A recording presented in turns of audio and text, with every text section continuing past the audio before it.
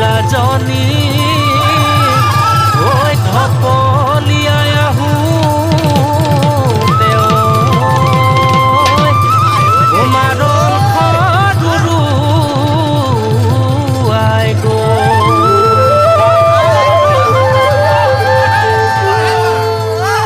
খুৰা ৰজাৰ দিনতে